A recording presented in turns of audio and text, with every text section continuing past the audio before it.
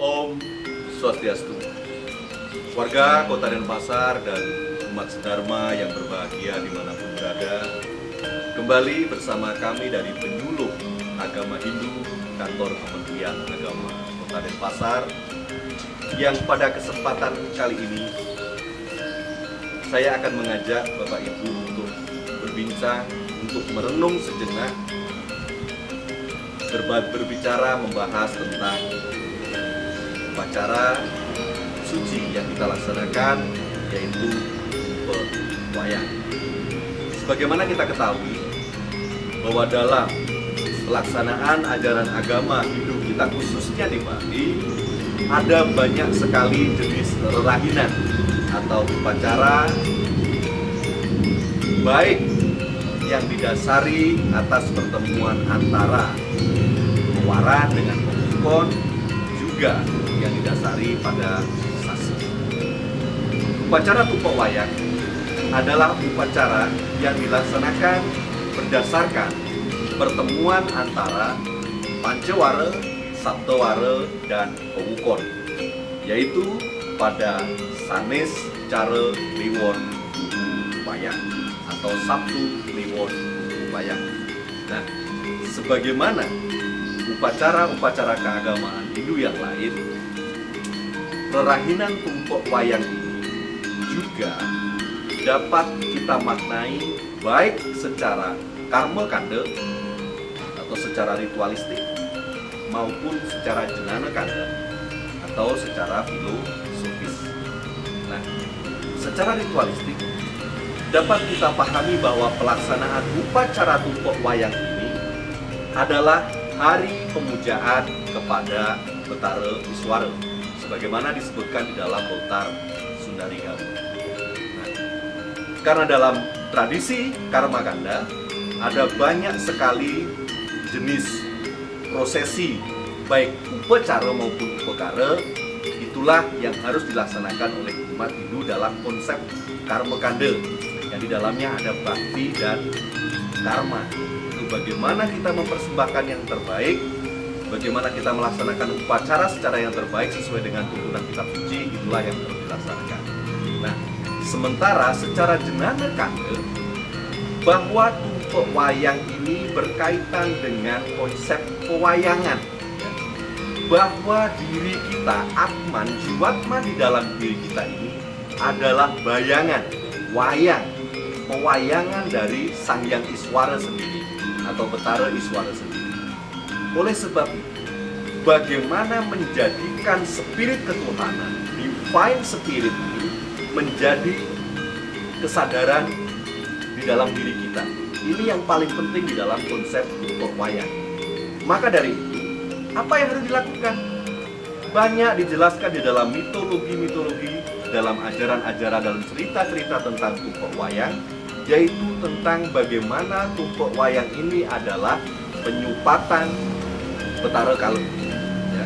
Sehingga anak yang lahir pada wayang dia harus diruat dengan ruatan sapu leger, ya, dengan upacara sapu leger. Kenapa? Ini dikaitkan dengan pengeruatan Betara Kalem. Artinya apa?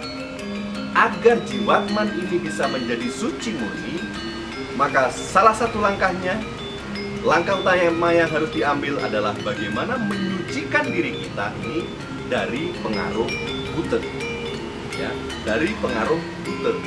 Ragadi musulma parorehati yotong wanyotan madoh ringawan. Sesungguhnya musuhmu itu tidak pernah jauh dari dirimu. Dia ada di dalam dirimu sendiri. Itulah yang disebut dengan satripu. Ya. Jadi pada hakikatnya sesungguhnya tumpuk wayang ini adalah bagaimana menyucikan satripu di dalam diri kita, mentransformasikan satripu di dalam diri kita sehingga menjadi sebuah kesadaran ketuhanan. Apa itu? Keinginan, nafsu yang berlebihan, yang tidak terkendali, itu yang harus kita kendalikan, kama.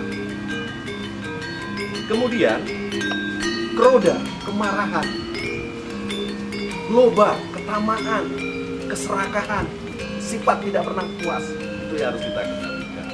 Kemudian iri hati, matsarya. Kemudian kebodohan, moha. Itu itulah yang harus kita kendalikan dari dalam diri kita. Dari seluruh prosesi itulah sesungguhnya hakikat kala di dalam diri kita, ya. Hakikat kekotoran yang menyebabkan sang jiwa ini tidak bisa menemukan hakikat kesuciannya. Karena apa? Sasi bimbo haneng gate mesi banyu dan sing suci nirmale mesi bulan, ya. Sesungguhnya jiwatman ini hakikatnya sama dengan Iswara, sama dengan para matman, Brahman, Atman, Aikyam. Tetapi ketika diri kita ini kotor, kita tidak akan bisa mampu melihat bayangan diri kita sendiri, ya. Karena apa? Bayangan sang yang Iswara, para matman itu hanya mungkin dilihat ketika diri kita suci.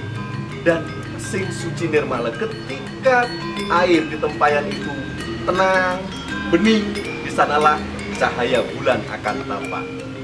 Jadi pada hakikatnya jenana kande atau secara filosofis, hakikat dari upacara tumpok wayang ini adalah bagaimana menyucikan sifat-sifat kekotoran dari dalam diri manusia sehingga kita bisa menjadi diri yang suci, diri yang murni, dan kita bisa menemukan hakikat diri kita bahwa jiwatman kita adalah bayangan yang hakikatnya sama dengan para matman. Oleh sebab itu, kepada seluruh umat Hindu, umat sedharma yang berbahagia, bagaimana kita memaknai setiap prosesi upacara ini menjadi sebuah bentuk kesadaran baru dalam menjalani kehidupan itulah yang terpenting. Sehingga ajaran agama tidak hanya berhenti pada rutinitas belaka, tetapi mampu memberikan sebuah spirit baru, spirit kesadaran baru dalam kita menjalani kehidupan yang lebih baik di masa yang akan datang. Demikianlah secara singkat yang dapat yang sampaikan dalam kesempatan ini. Yang mohon maaf apabila ada kekurangan, dan semoga semua makhluk berbahagia. Saya akhiri dengan Paramasanti. Om Santi Santi Santi Om.